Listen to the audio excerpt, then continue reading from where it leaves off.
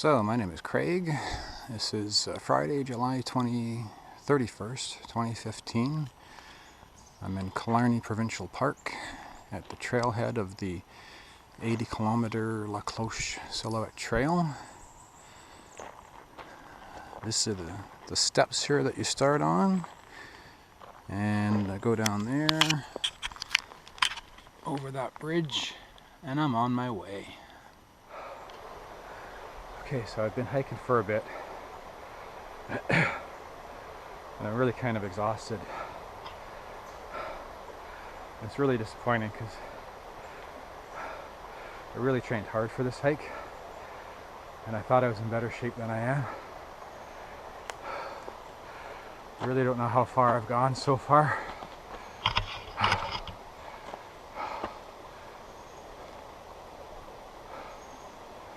What? That's a pretty hard hike. And I tell you, if I'd gone later in the day, when there was kids at that beach playing, I could have taken a beach ball into the head.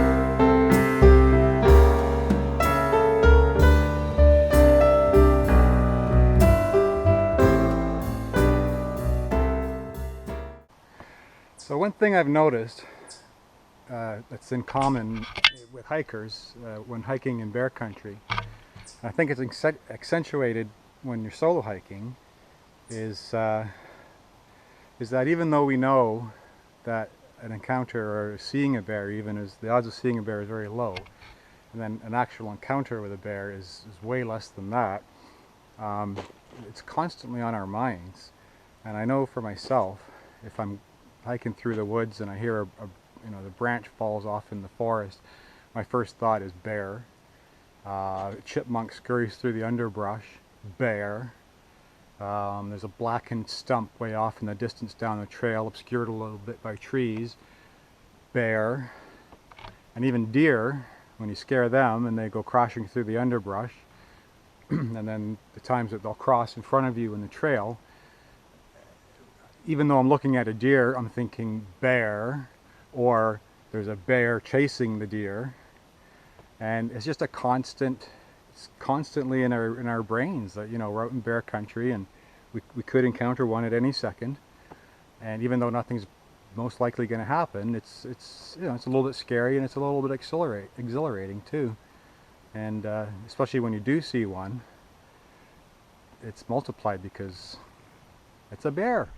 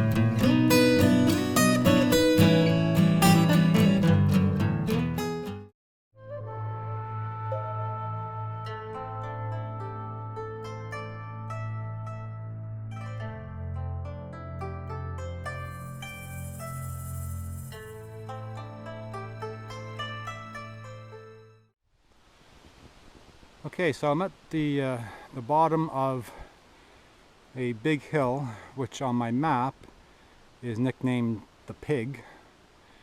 It's also a portage, and I guess the canoeists call it the Pig, rather unaffectionately.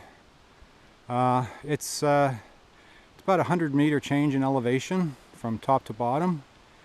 And in some spots it's really steep. The only saving grace it has, as far as I'm concerned, is about 2/3 of the way up this side.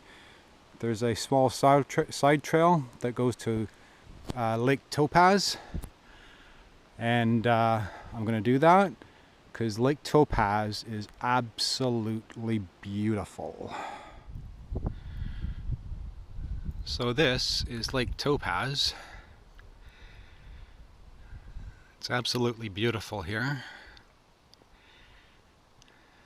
It reminds me of a bluey-green pool of water trapped in a bowl of quartzite rock.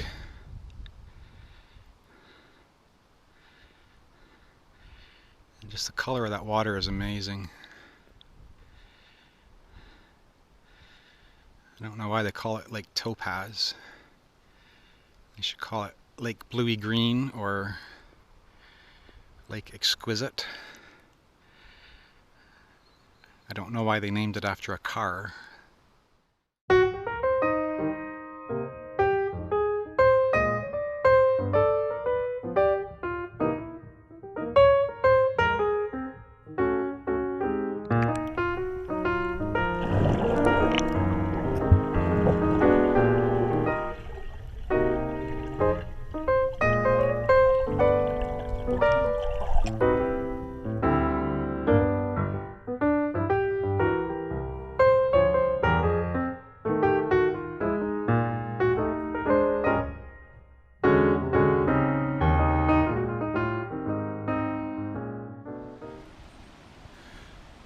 Okay, so I've just come down the other side of that portage trail called the Pig. Went for a swim at Lake Topaz. It was amazing. Of course, the rest of the hike up that side of that hill kind of negates all that, but anyways, it was beautiful there. Coming down the other side, of course, is easier, but still not a it's not a walk in the park. Got to be careful. There's loose rocks and stuff. When you get to the bottom or near the bottom, you really have to look for that trail marker. I know a lot of people miss it. That's the trail. This is the continuation of the portage, and if you go down there, I think you end up in Winnipeg. Okay, so I'm at the dam at the southern end of Three Narrows Lake, and a funny thing happens with the trail here.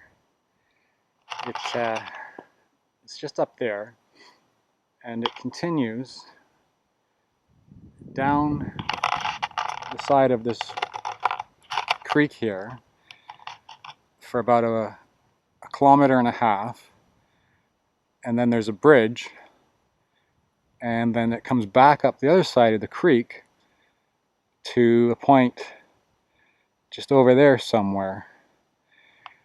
Now,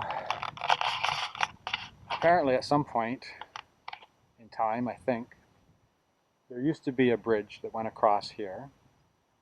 Something happened to it, and I guess in the infinite wisdom of the Parks Department, they decided to put a bridge 1.5 kilometers away.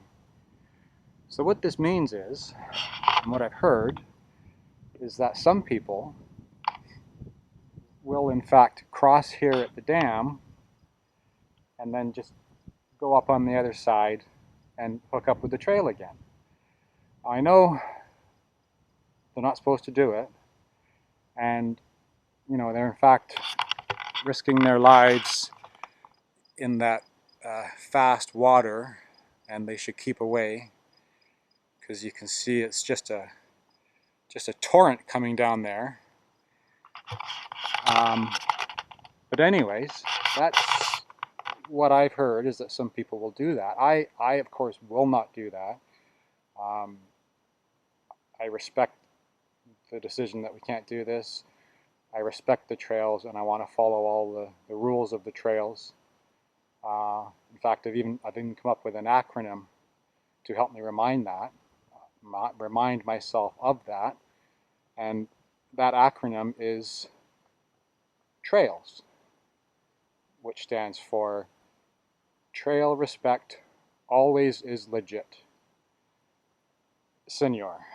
I thought of it when I was hiking in Cuba, but it survives the translation, and I think it's something that everyone should live by. So I'm going to have to live by it. So what I'm going to do is not cross at the dam. I'm going to go down 1.5 kilometers through swampy, bug-infested terrain and cross over some really nice little pretty bridge they built, and then come back up the other side. I'm going to film that entire trek for you so that you can see how beautiful that is, and then I'll show that to you.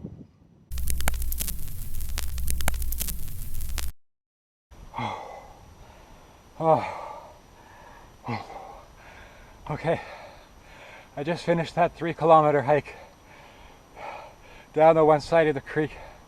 I'm back up the other. I gotta tell you, I'm exhausted. I had no idea it was going to be that hard.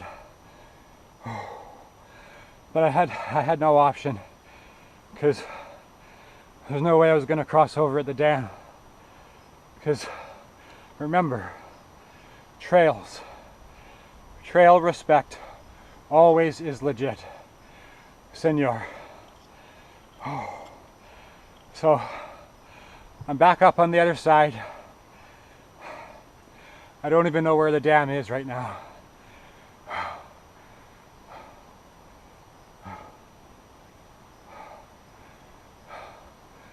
What?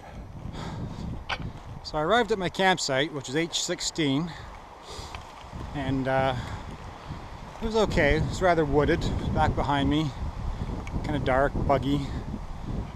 And then I noticed this trail heading off from that area, so I followed it, and has that yellow marker there, which the yellow arrows denote the campsites.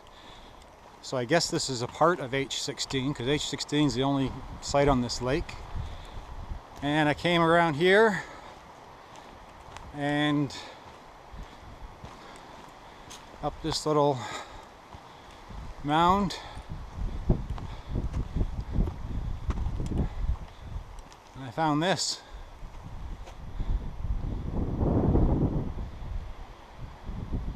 Just a beautiful spot.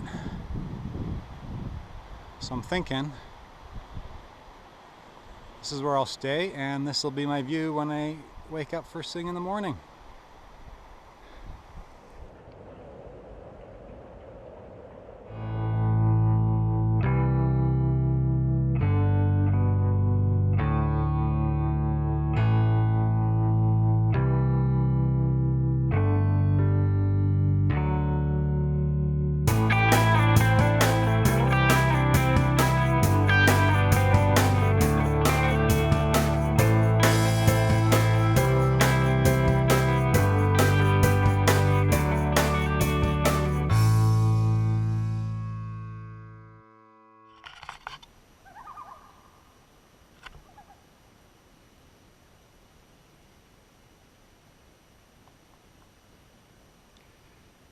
So this is the morning of my second day. I'm at campsite H16, which is just a beautiful site. I'm so glad I came here. It's about 8:15 in the morning. The loons are calling out on the lake. Got a beautiful sunrise. Looks like it's going to be a really gorgeous day. And then last night, down in this little bay here, there were deer at about 8 o'clock last night. Deer were coming down and wading into the water and feeding on the grass there. And I probably saw 4 or 5 of them. It was just amazing. So yeah, H16. It is a keeper.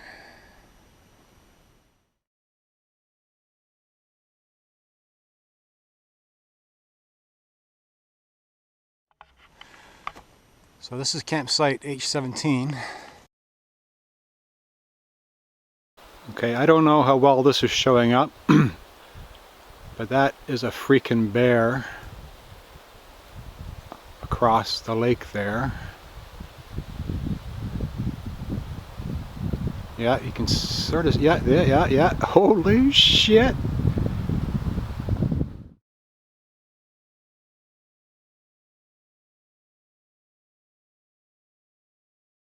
That trail there. That's as far as I made it last year until my knee swelled up through the night and had to turn around the next day and head back out. Not a bad little site, nothing spectacular, not like H16.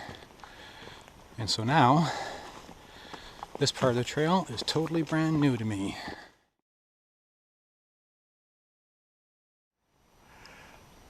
So this is the first really stunning view that you get. And it's just after campsite H21. And then you haul your ass up a pretty steep hill. But you come out of the woods onto these quartzite rocks and you get this clearing here. And it's just beautiful. Wow. I've really been struggling today, but you come and you see this and it just makes it all worthwhile.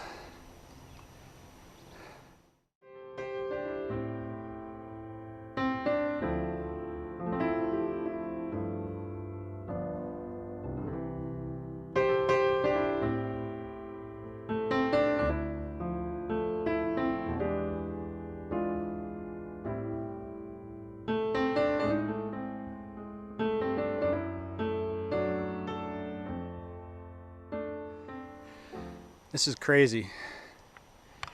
I have to go down there. And I don't know if it'll show up on film, but it is so incredibly steep. And lots of climbing, I think. Anyways, I'll let you know if I live or not. Okay, so I just survived the descent. It's really difficult. A lot of loose rocks, very steep. Not a lot of handholds and spots. But anyway, it's doable. Obviously, I'm here, and as are thousands of other people that have done it. The good thing about doing it is you get down here, and it's this nice, shady, idyllic spot with this creek running through it, which is awesome because I rinsed my face and my hair, filtered a liter of water. It's nice. It's like ice cold almost. It's incredible. And oh yeah, I rinsed my underwear out to clean out the crap that I had making that descent. But yeah, it was brutal. But this is kind of nice here. Only problem is I think I got to go up there and probably make the same ascent that I just did on the way down.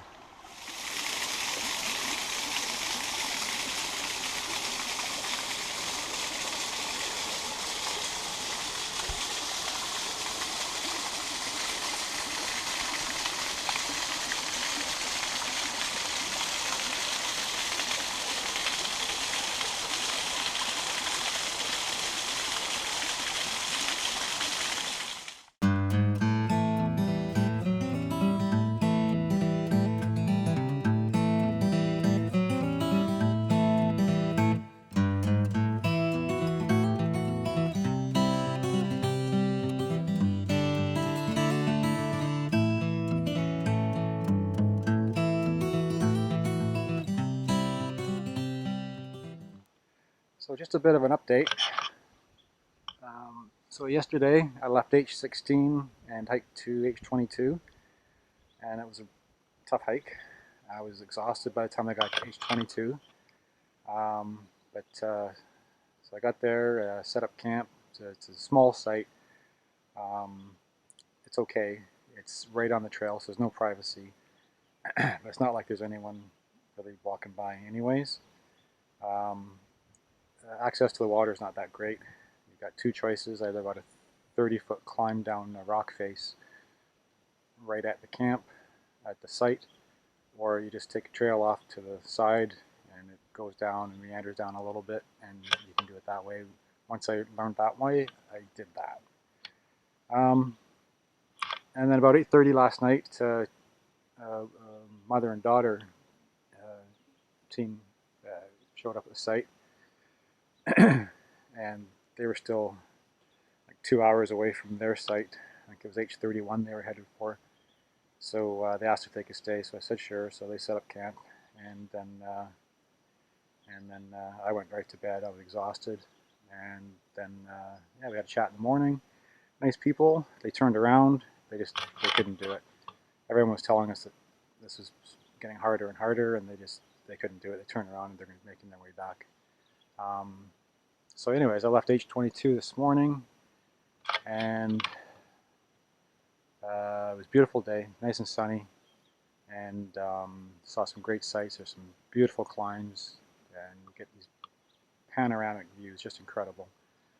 And then I got to H31, and it started raining, and so I waited it out a bit for about an hour, and it didn't stop. So then I put all the rain gear on and everything, and put the pack cover on, and so I headed out, and it kept raining for about another 2 hours, and it was pretty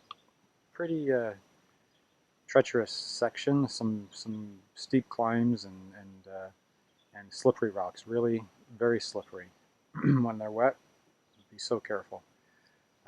One cool thing though was I came out onto this cliff face, and it's like a 300-foot drop down, and the wind blowing and the rain's blowing, and the mist I could see for miles and miles down the valley. Either way, it was just incredible seeing the storm enveloping the valley, and then the wind was blowing the mist up the cliff face and right over the top of the cliff, right at me, and I just stood there with all this mist like rushing, and it was awesome. It's what I think is awesome, anyways.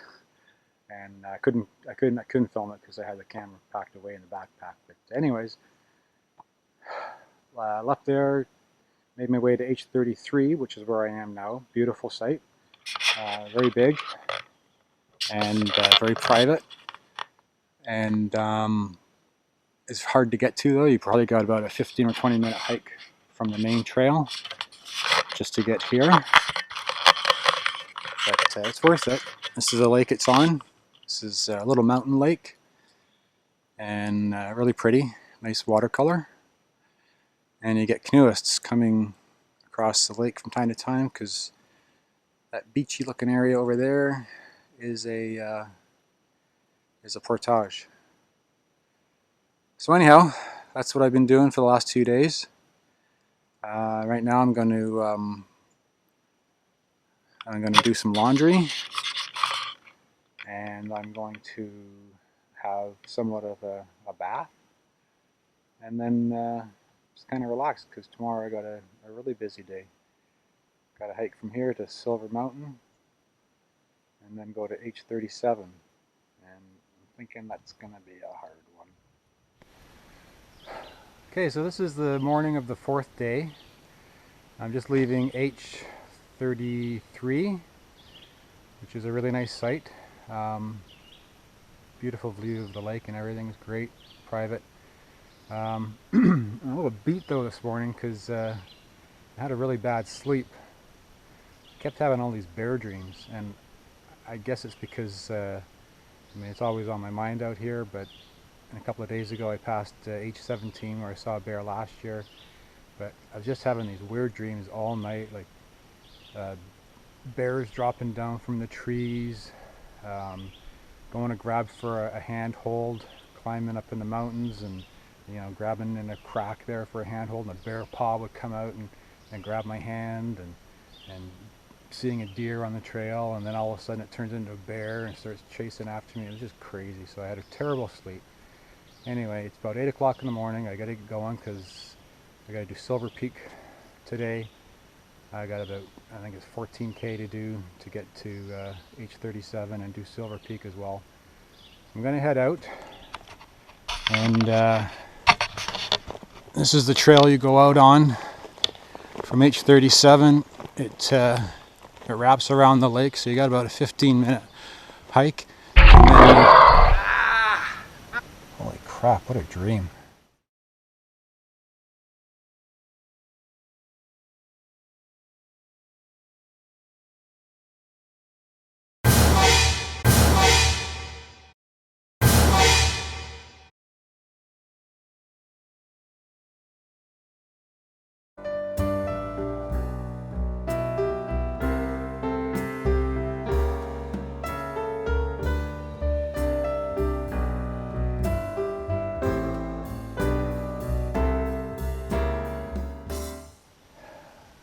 So this is day 4. I'm about an hour into my hike today, and I'm just stopping here for a break. And I was just thinking about how good I feel actually after 3+ days of hiking. My body feels pretty good. Sore back at night, but that just comes from sleeping on the thin mattress. What I'm really pleased with is my feet. And I know, you know, feet aren't a very exciting topic, but when you're out here, it's very important. And just for a little information about footwear and stuff, I wear a Solomon boot. I've had it for a couple of years. I like it. It's a low cut on the ankle. It's not up over the ankle. I don't like having that around my ankle. They're comfortable. They're great. Even it had rain yesterday. My feet stayed dry relatively, so that was good. I have I have 2 pairs, but only wear one at a time, of wool socks. And on the side of it, it says Smart Wool. I don't know if that's the brand name or they just came from really intelligent sheep. I don't know. They're comfortable and my feet are doing really well. No blisters. I'm not getting the blood blisters under my toenails. I'm not getting any calluses or anything, so that's great. It's important, very important, to clip your toenails as far back as you can before the hike, because as far as I understand, I know for me, when you're doing the descents, the really steep descents, and your foot slides to the front of your boot and jams in there, and I think that's what causes all that blood blistering under your toenails, and they turn all black and you can even lose them. That happened to me last year. So I haven't had any of that, so that's great. But I think the most important thing that I do for my feet is about 2 weeks before the start of a big hike like this one, I start an incredibly strict regimen on my feet to prepare them for this hike. Feet, wake up. In 2 weeks we go on 80-kilometer hike on the Cloche Trail in Killarney Provincial Park. I don't care. Stop your whining.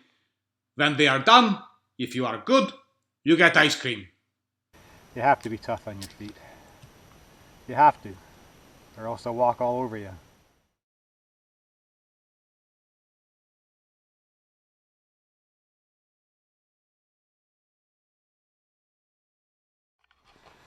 Okay, so these parts of the trail are awesome. It's like being on a highway. It's just the tops of these ridges of these mountains. And it's just clear sailing. A lot of times they're even flatter than this, but this is pretty good here. And you can just make up really good time. I love it.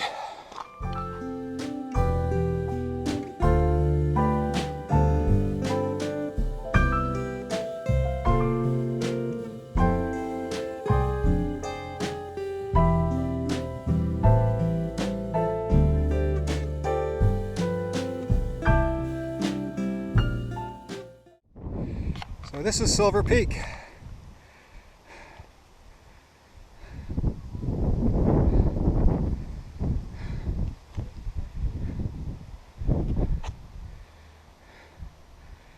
I think that's Sudbury right there.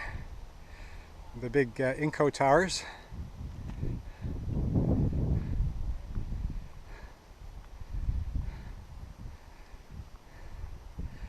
And then I think that's Paris there. You can see the Eiffel Tower.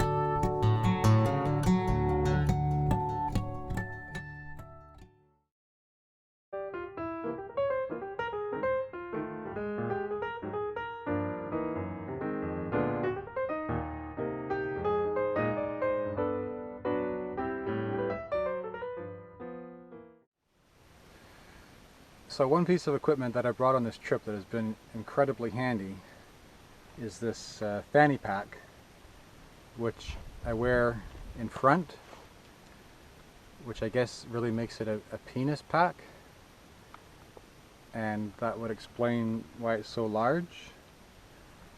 But it's actually really handy to have. I put all my daily stuff in there that I need on the trail, like my map, my bug spray.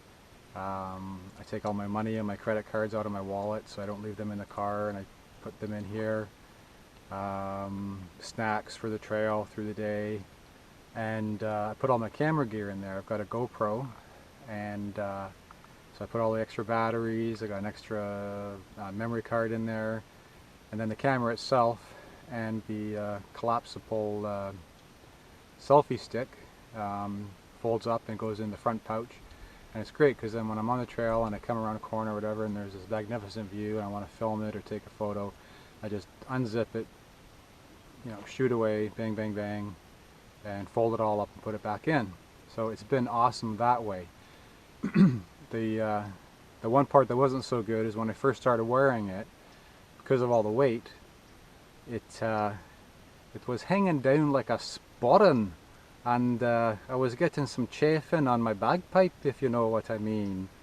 So luckily I had an extra little strap in my backpack, and so I got the strap and I looped it through this. Oh, there it is right there. That strap, that loop, and then I looped that up over my chest strap on my backpack, and then I cinched it tight, and then my sporran was raised up and I was no longer getting any rubbing on my bagpipe, and that was great, I can tell you. And I'm not gonna lie, I don't mind a little rubbing on my bagpipe, but not with this.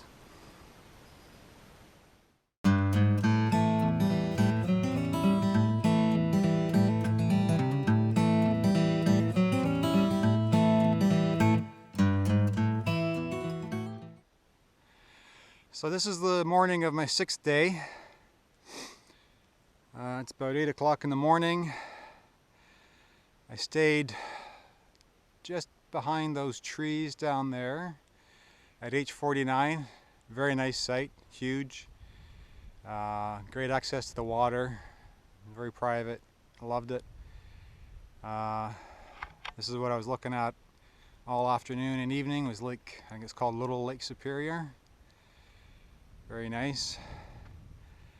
And I think over there is Georgian Bay.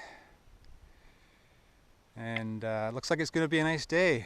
It's been kind of sketchy the last couple of days, raining off and on. It rained last night in the evening and then through the night. But today the sun's out. It's not looking too bad. This hike here up this quartzite, you're doing it first thing when you leave, and it's a tricky one. It's I was doing a lot of crawling, hands and knees, and yeah, it was difficult, so just be careful.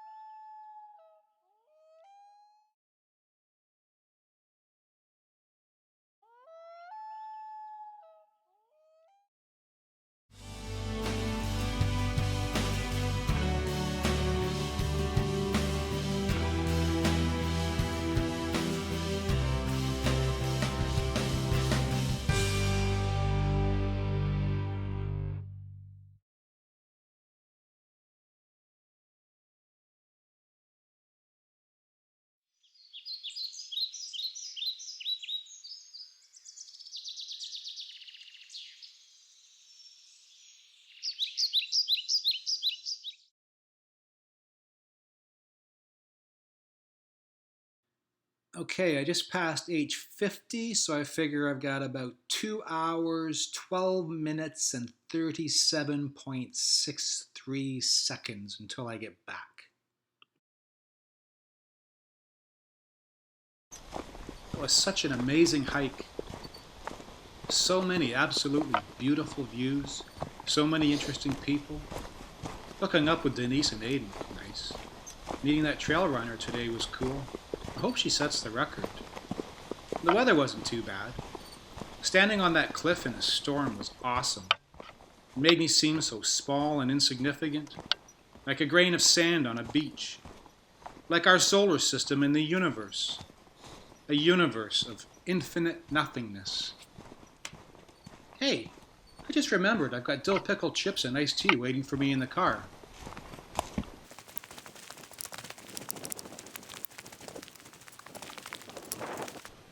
Oh, man. Oh, running with a pack is hard. I hope my footage all turned out. I wonder how many times I said that something was absolutely beautiful. Probably a lot. I'll have to work on that. That and clearing my throat. Crap. Wow. That sign just said Cranberry Bog Trail, like I am almost there. I wonder if anything happens when you get to the end.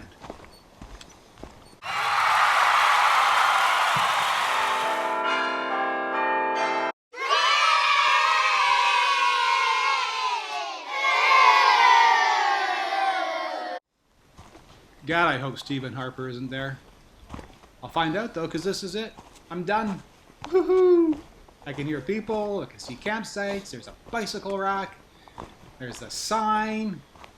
It's the same as the sign at the start, but it's awesome to see it. And now just to turn around and get my adulation. Hey everybody, I just did it. I completed the Cloche Trail. No, really, I did. You, ma'am, I just did the whole thing. Whatever. I'll go eat some chips and drink some iced tea, fade to black, and scroll up my poem.